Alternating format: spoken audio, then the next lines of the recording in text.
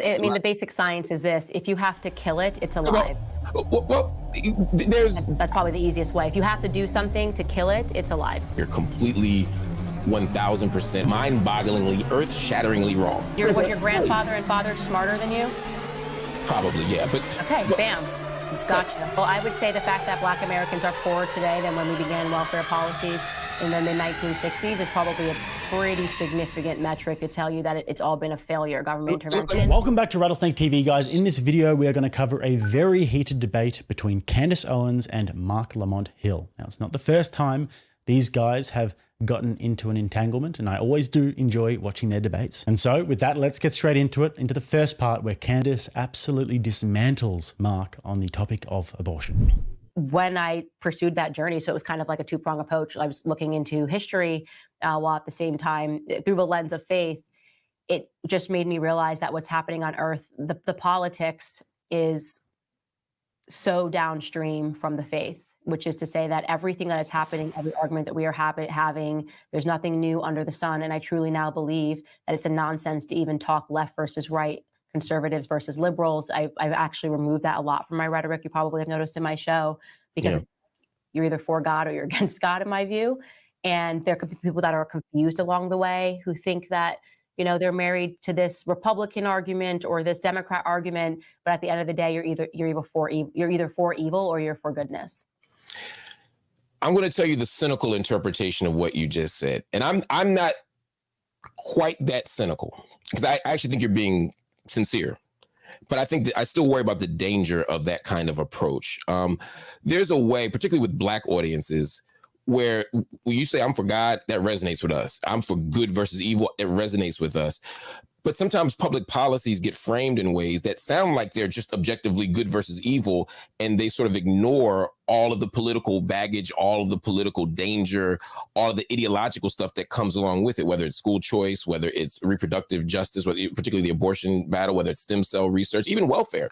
And the reason I say that is because, like, for example, if you are leaning into your faith more, particularly as a Christian, one might say, shouldn't you be thinking more about the state? Shouldn't you be thinking more about providing welfare? Shouldn't you be thinking more about providing support for mothers? Shouldn't we be thinking more about expanding the social safety net and shrinking the military on some Book of Luke, preach good news to the poor, Jesus gospel kind of way? You know what I mean? What do you say to that? I would say that is just patently the wrong take. Your rights are not given to you by a state. Your freedom is not granted to you by a state. It's the exact opposite. Actually, the right to life is divine. And so that instantly, for me, when you start talking about reproductive rights, that's like a very colloquial way of trying to present child murder. And so I've talked about this on my show. I mean, we look back on past civilizations like the Aztecs and the fact that they sacrificed children literally to the rain gods. Like, they would just slaughter 26,000 children, and kill them because they thought that if we killed these children, then it would rain. We're doing much of the same stuff right now in this society, except we're killing more children and we're sacrificing them for things like my career. I mean, we've had actresses standing on stages holding trophies. I think it was Michelle, I can't think of her last name, who stood up on a stage and said, if I didn't have this abortion, I wouldn't have won this trophy. That's demonic. That is absolutely demonic. If I didn't kill my child, I wouldn't have won this trophy is demonic. And so what's really happened is that people that actually worship Satan, and I'm not saying that in a funny way, have repurposed arguments through the lens of what you're describing of like, well, it's a reproductive right. They're using language to really just do things that are utterly demonic. And I would say that it is ironic because in order to be ideologically consistent, I mean, I know one topic of area that you and I agree on very much is that what's happening to the children of Gaza is wrong, right? Yeah. So how you can say you got to either be pro-life or against life, right? You got to be pro-innocent life or against innocent life, right? Pro-innocent life for me means that I'm going to fight so that people are awakened to the fact that all of us were severely propagandized in school. I was pro-choice too, so I don't come from a place of judgment when I say that. I come from a place of understanding and re-examining how these ideas that are not natural were put into my head, that a woman should ever have a child ripped out of her womb. They are poisoned, they are torn limb from limb, and they can feel pain. We live in a society where you will see people outside marching in the streets if a dog is hit, and yet in a society where people casually talk about children being ripped from their mother's womb, which is the one place that they should be the safest. And the reality is that the most unsafe place in society, because you talk a lot about Black people and their issues, the most unplaced safe for a Black child in American society is in its mother's womb. And that is horrific, and it should be reversed. Here's my issue with that, and there's several. And the person you're talking about is Michelle Williams, the actress, the white actress, not the singer in Destiny's Child. Just for people to know, I don't want Michelle Williams to get a whole bunch of hate mail. What she said was, you know, because of my reproductive choices, right? Because I had reproductive freedom and choices, I was able to engage in the career that I want. I think the problem is, and this is the problem I think with the left and the right, is sort of how we strategically deploy this language and also how we strategically deploy these ideologies. Specifically, you know, this idea that, well, we want to protect children in Gaza, or we want to protect children, a dog on the street, but we don't want to protect the human life in a woman. We want to rip that one out. I think another way to think about it, and I think the debates that have been ensuing for decades, centuries now, is partially about what constitutes life.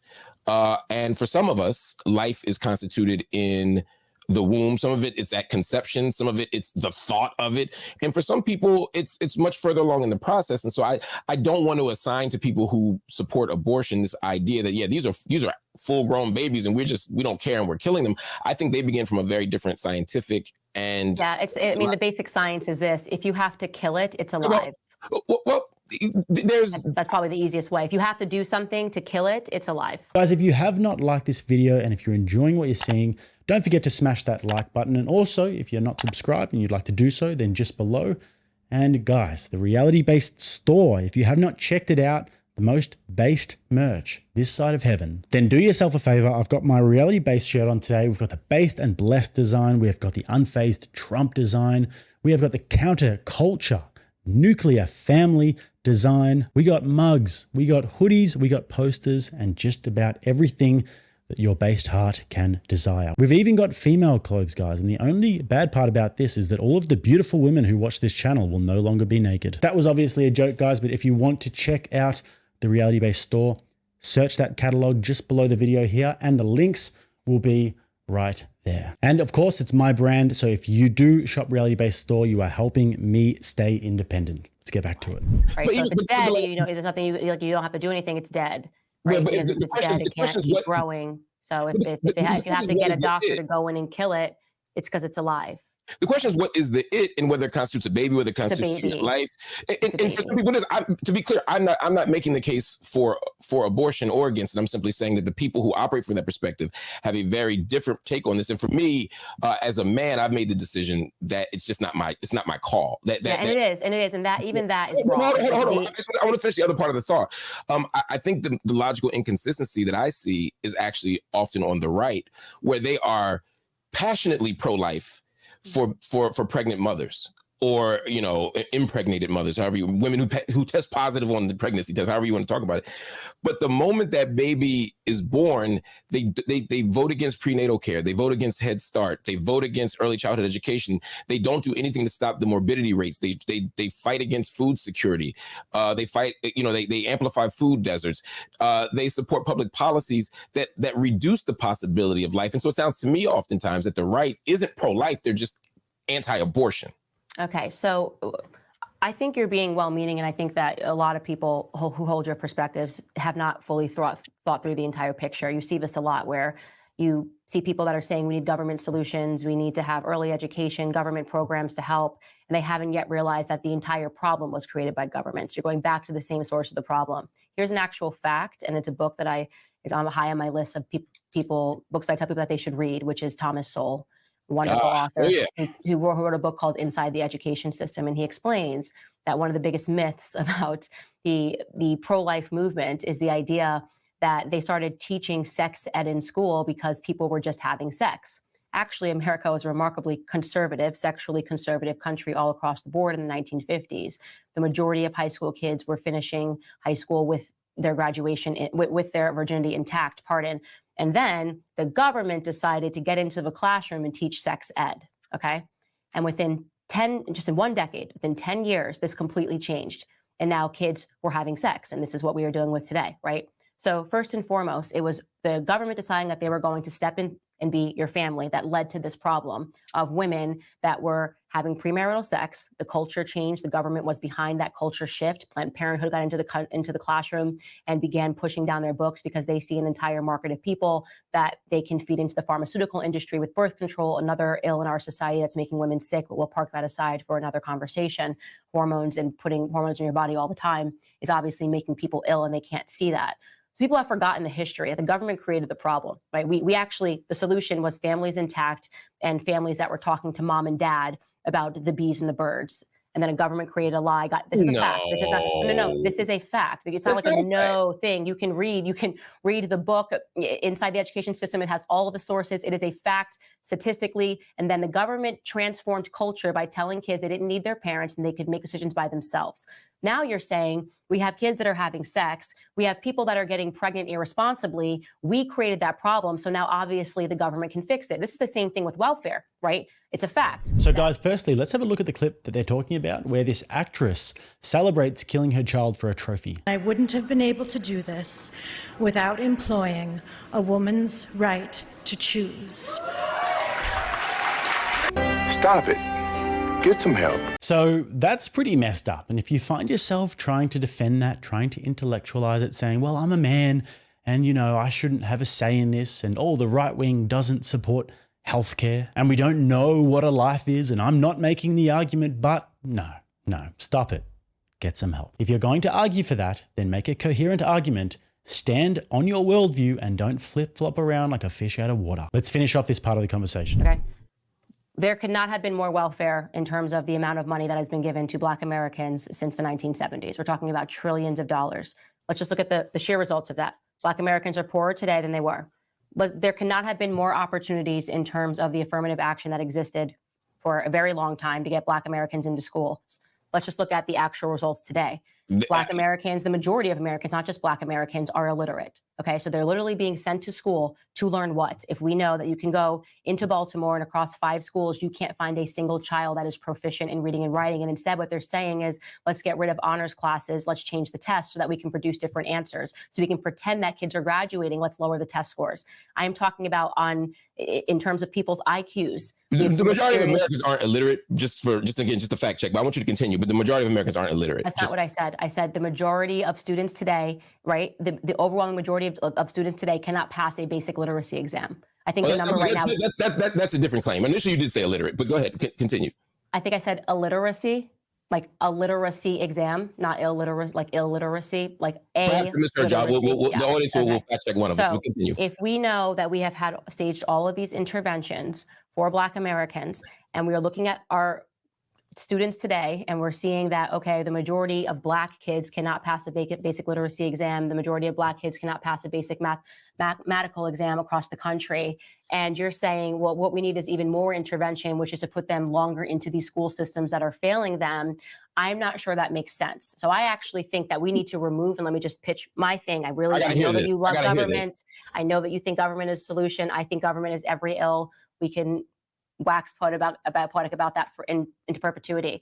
But the reality is that the school systems and the government are failing our children intentionally, because what they are doing is they are trying to rebuild the slave system that was in place, and they're doing it with a sleight of hand. If you want to talk about a sleight of hand, it's the fact that the slave codes existed and they barred children from being able to read, Black people from being able to learn how to read for a reason, because when people are not educated, they can be easily enslaved. That is what we are seeing right now. The majority of Americans are not well read, but they're on TikTok and they're on Instagram, and they believe everything they see is a reality. You're recreating Plato's allegory of the cave. These people jump when they see shadows on the wall, referring to that allegory, when in reality, they have no sense of what happens when you come out of the cave. So this is intentional. The government knows what it's doing, right? This is the reason why they're pushing through things that you have supported, like I'm sure you've supported, I'm guessing, because you like government initiatives, like CRT and like these things in the classroom. They're going to replace hard academics. But did you support it? I don't know if it's a thing to support, but I don't consider it a government initiative either way. It is a government initiative, because what they're trying to do is they're trying to replace hard academics with emotional engineering. They're literally turning Black Americans into slaves again, slowly, right? So if you look at every single system that was put into place so that they could maintain slavery for as long as they did, is the breakdown of family. You know, when you read Booker T. Washington's Up from Slavery, and he talks about how he had no feelings because they wanted the slaves not to be attached to their kin because they were constantly treating them. They're doing that today via welfare policies, incentivizing poor behavior. When you take a look at the fact that kids aren't learning how to read, again, that was another slave code. Virtually everything that they're doing right now to Black Americans is the recreation of slave and unfortunately of slavery. And unfortunately, Black Americans are not seeing that because there are too many Black voices in media. No, I think we do see it. I think we do see it. No, I don't think they do, because you're sitting here saying to Black America, I know the government has always failed you, but all you need is a little more government, and this time it's going to fix. You need more free stuff. It hasn't worked. It hasn't worked. So I am begging your audience, if you have been listening to Mark Lamont Hill, let me just finish. I'm on your show. You have to be nice. If you're listening to Mark Lamont Hill, okay, and you are realizing that, you know, I think he's a nice guy. I think he's well-meaning. I also think he's smart. But I also know that he's wrong, okay? I know that he's wrong. And the biggest case for understanding that he's wrong is to simply look around you. Look around you, okay? Everything is falling apart. The answer is not more government. The government did this. It is absolutely foolish to believe that the government is going to solve it. It's not. Your enemy is the government. Your enemy is not Candace Owens. Your enemy is not conservatives and Republicans. Your enemy is the government, okay? Yeah, they are recreating the slave model that served them so well in the past. So let me start with where we agree, and then I'll tell you where you're completely 1000% mind-bogglingly, earth-shatteringly wrong. Okay. All right. So I'm not American, guys, but I've spent enough time in America to completely understand Candace's point here. Of all the places that I've been to in the whole world, the African-American culture is the most broken, and there's not a close second. And it's especially devastating considering some of the genius that has come out of that culture in the past. When we look at music, for an example, this is a direct reflection of culture, and some of the music that they were producing in the 40s, 50s, 60s was some of the best and most visionary in the world.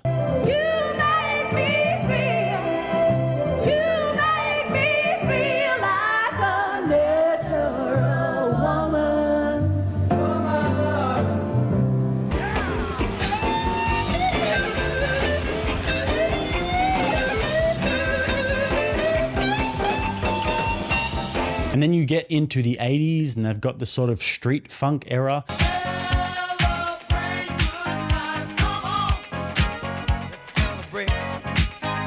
And then into the 90s, where the gangster rap era coincides with the crack cocaine epidemic, which was also happening in the 80s. But even in the 90s, they were still producing many geniuses, but it just begins to manifest very differently. You listen to guys like Cormega, Rakim, Mos Def, Biggie, Tupac, Nas. I mean, as a hip hop head myself, I was raised listening to these guys. I grew up on this music. And many of these guys are absolute geniuses. And if you're open-minded, then I think you'll appreciate what I mean by that. However, it manifests itself in a way where they're now telling these stories about growing up in a crack-filled ghetto. And even though they sold drugs, they showed a young brother love. And it's profoundly poetic, albeit in hood slang. And if you've never listened to the rapper Black Thought from The Roots doing an uninterrupted 10-minute freestyle on Funk Flex, then I would highly recommend that you go and listen to that and actually really listen to the lyrics and what he's saying, because it's one of the most jaw-dropping things you'll ever see.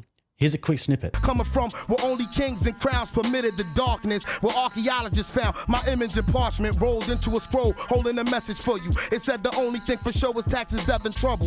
The anomaly, sworn solemnly, high snobbery, freakonomics and war policy dichotomy. That's heaven and Hades, Tigris and Euphrates, His Highness, the apple of the iris to you ladies. And so nowadays, when you look at the music coming from Black America, bar a few like Joey Badass and J. Cole and Kanye, it's absolutely trash. Low IQ, mumble crap that is actually an affront to intelligent creativity. And what is coming from the females is somehow worse.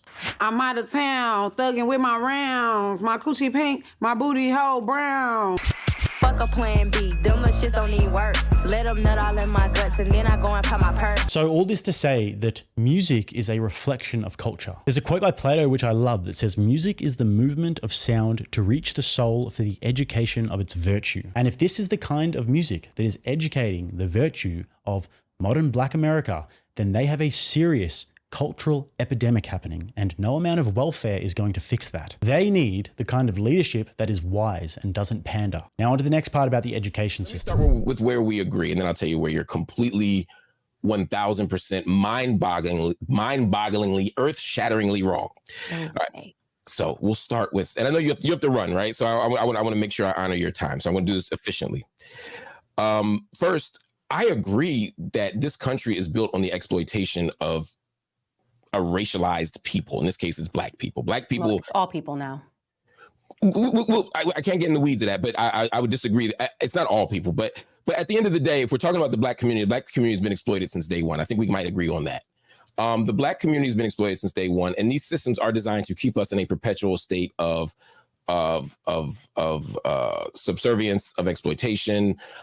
We never organize around the issues that we need to, and we never can achieve our liberation because we're moving in the wrong direction. I think we all agree. I think we both agree on that as well. Here's where I disagree with you. First, the idea that because the government, the state, however you want to talk about it, has waged a war against the people means that we shouldn't have any government or we shouldn't have any state, to me, is a slippery argument and a dangerous argument. Instead, I think what we need to do is, as many radicals do, and I come out of a radical tradition, is we need to radically reimagine the world. We need to radically restructure the system so that we're not in a position of exploitation.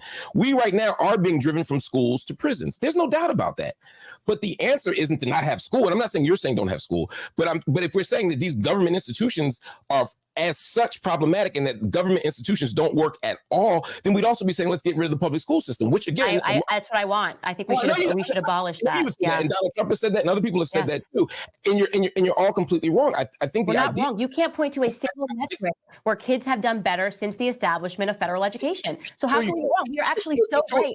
Sure you can. Sure you can. I can tell you something. So first, the creation of the common school movement at the end of the 19th century under Horace Mann allowed access to school for people who previously didn't have access. So before there was a public school system or a common school system, poor people, landless people. We're talking about federal. We're not talking about school. We're talking about abolishing the Department of Education because I'm with you, but you got to be nice to me too.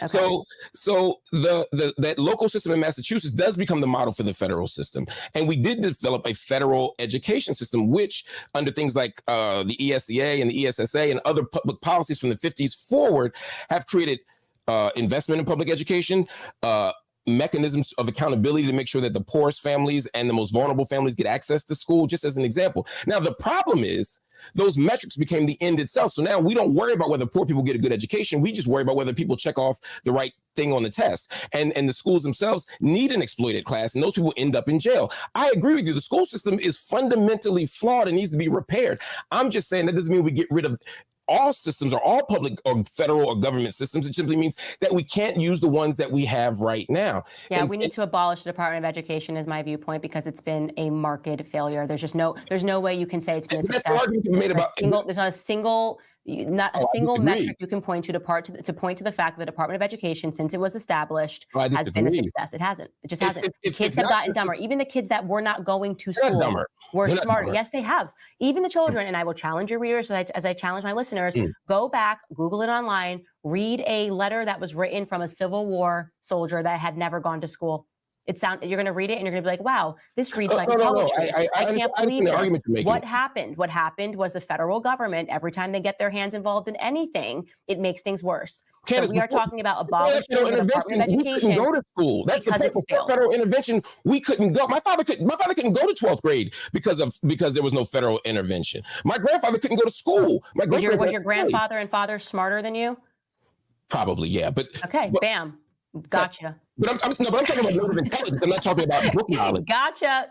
No, and they're probably more successful. My grandparents, who did not go to school, are more successful than their children were who went to school. So it's like I'm not of the belief that the education system is serving children. It is actually making people non-entrepreneurial. It's turning them into robots and also slaves to government. All they do is beg for more governance to fix their own problems because they don't even know how to change a light bulb or change a tire. And yet they can rant to you about BLM. It's been a failure. I'm sorry. So Mark is about to come in hot and throw some shade here. But before we get there, I want to talk a little bit about the education system in the Western world. Young people today are definitely dumber than previous generations despite the advancements in government-funded programs. Young people these days are not coming out of school with important skills. Just look at the activists that they're producing. These people, in many cases, are objectively unintelligent and more or less useless, and they probably won't go on to do anything important or challenging in life because they've been misled and pampered and fed a victim narrative. And with early life education, I mean, they learn the basic reading, writing, etc. But if we really wanted to, don't you think you could use those 7 or so hours a day,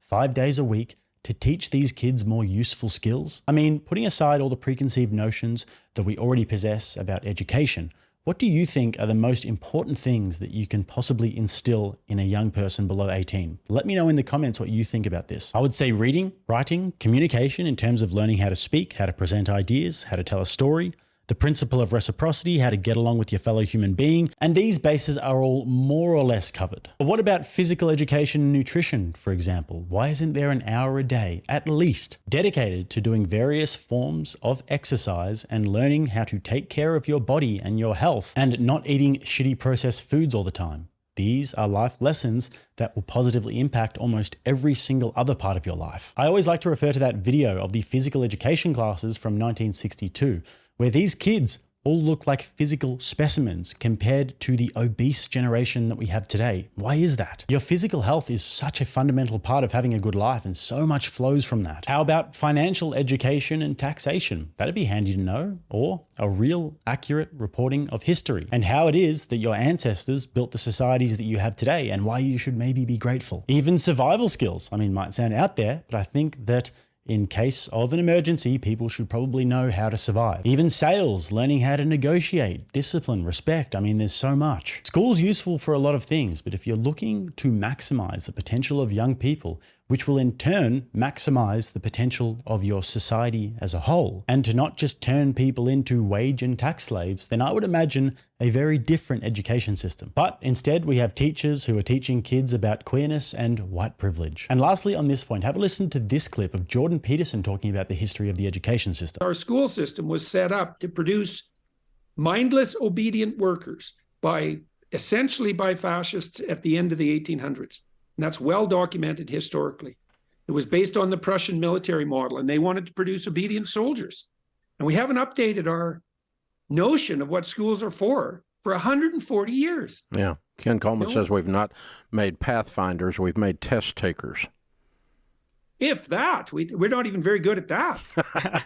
So I did a video about this where I went into much greater detail about the education system. So if you want to check that out, then you can click at the end of the video. But for now, let's listen to the rest. It's about emotional engineering. Kids are emotional and they don't have... Candace, what you're ignoring is the fact that without these systems, we didn't have access. My father and grandfather were likely far more intelligent than I was, but my grandfather wasn't allowed to learn how to read. My father did go to school.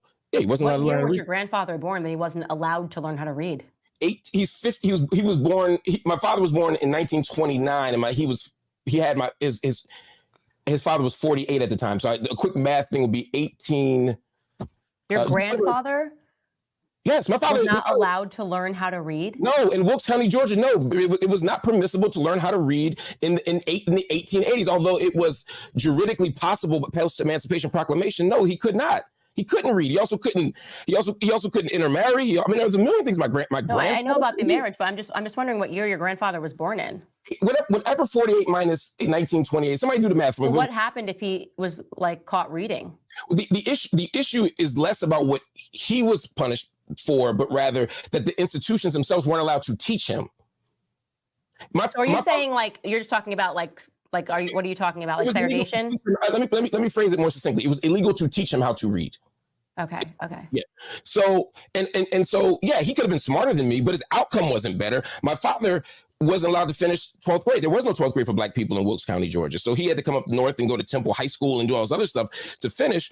I had access. Why? Because I had access to a federal system that demanded an equal opportunity for everybody. So federal government has mattered for Black people. They have intervened for Black people. I mean, I just listen, just so you know, like your experience doesn't become like carbon copy the experience for all Black people. Black people were more entrepreneurial. Our families were together. My grandfather grew up in the segregated South, and he, you know, once segregation was removed, which was obviously a wrong and an ill, that allowed for equal opportunity and a lot of networking. And my grandfather started a business when he was young, and so he didn't have a degree. So I don't have this perspective that and by the way, again, to be clear to people listening to this, what we're talking about two different things. I'm talking about abolishing the Department of Education, which didn't happen until 1970. You're talking about before then. I am saying that people fared better before federalized education. There isn't a single metric that you can point to that federalized education has been a good for this country. It's simply and I'm saying there is.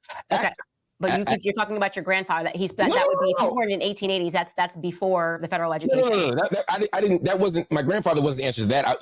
That was the answer to the question about sort of generational progress. And I was saying that before these systems, there may have been smart people like my ancestors who didn't have access, and like your ancestors who didn't have access. And I'm saying access itself is a measure of progress. If I couldn't well, I would say the fact that Black Americans are poorer today than when we began welfare policies in the mid-1960s is probably a pretty significant metric to tell you that it's all been a failure, government intervention. And because it was established by someone who was an avid racist, who actually said on record, I'll have those Black people, those N-words, he said, like the hard R, voting Democrat for the next 200 years, as he signed in welfareism into legislation, probably matters. I'd look up LBJ and how racist the man was, and how he even impacted his racism over in Vietnam. But sure, if you think that LBJ had your best interest at heart while he was talking about, I say abolish it. I say abolish it. Welfare. No, that's not what I'm saying. If I didn't accept any policy that a racist endorsed, or that a racist president endorsed, there's a million policies I wouldn't be able to accept. Democrat, Republican, but he didn't just endorse it. He said the reason he was signing it was because he was going to enslave Black Americans to the Democrats forever, because we'd be signing up for handouts and we'd never get ahead. And what I'm saying is we can take the pieces that work and discard the pieces that don't. You're actually it didn't work, so we got to discard the whole thing. You're taking a far more radical position than I am. I'm saying we don't have to be slaves to the Democratic Party. We shouldn't be. We shouldn't be slaves to any party. But what we can do is recognize that we are citizens and we do deserve access to the spoils of democratic citizenship. And that includes public education, public health care, public housing, etc. It doesn't mean that we should make that our end all be all. It doesn't mean we shouldn't have self-determination. No, Black people should take care of themselves. We should fund ourselves. We should support ourselves. But I am not going to, after building this country and being part of a tradition of people who built this country, as are you, to then discard all of that out of some ideological principle that I don't think is actually accurate. Not an ideological principle. It's just looking at the evidence we have. We're not imagining what could happen with welfareism. All we have to do is look at the data and see what did happen and examine Black neighborhood and Black culture, and to examine that it's been a remarkable failure. So I'm just saying, if it ain't broke, don't fix it. If it is broke, do fix it. You're saying, well, let's see if we can pick up the glass and see whether or not we get cut. Nope, I'm good. Our grandparents had higher rates. I'm just looking at, like, in terms of you keep talking about self-determinism and whether or not families are able to do things. I am telling you, as an actual fact, that Black Americans are poorer today than in the 1950s when our grandparents were existing under Jim Crow. In terms of economic growth, we were outpacing white Americans. For some reason, that doesn't matter to you. You're like, okay, but like all this stuff is good. No, it's been bad. And let me finish. It has been bad. It has been bad on purpose. LBJ did this on purpose. They sat down, okay, and these intelligent people sat down the racist economics, and realized that if you offer somebody a handout, they'll take it without thinking any further. They'll take what's in front of them without thinking of how it's going to disadvantage them. So in order to get this handout, you can't marry the mother of your children. You can have children out of wedlock. This is literally how welfare was established. I don't know why you're looking up. Like literally what women were told that they married. This is what created the single motherhood crisis that we're facing right now in society. They were told, if you marry the father of your children, you'll get less money. So it's about the hoops they make you jump through. And that is what actually destroys your entire culture. That is what destroys your entire family in order for you to get that small check. So I'm not sure how Candace Owens was earth-shatteringly wrong there. I mean, if you want to set the table like that, you better produce a pretty nice steak. But anyways, even though we're much more technologically advanced than our ancestors, I do think that we are profoundly lacking wisdom and real-world practical knowledge. Obviously, we live in this digital world today and things are just so different. But still, something needs to be done about the education system or else it will crumble. People will stop going to universities. And also, in generations to come, we will notice this incompetence in our workforce and our cultural institutions. But anyways, guys, don't forget to check out that reality-based store. Links are all below. It's literally the most based way to not be naked in the entire world. If you guys would like to find my links, they're also going to be down there. If you would like to subscribe to the channel, right here. If you'd like to watch another one, right here. Till next time, I'm Jake. This is RattlesnakeTV, keeping you armed and dangerous.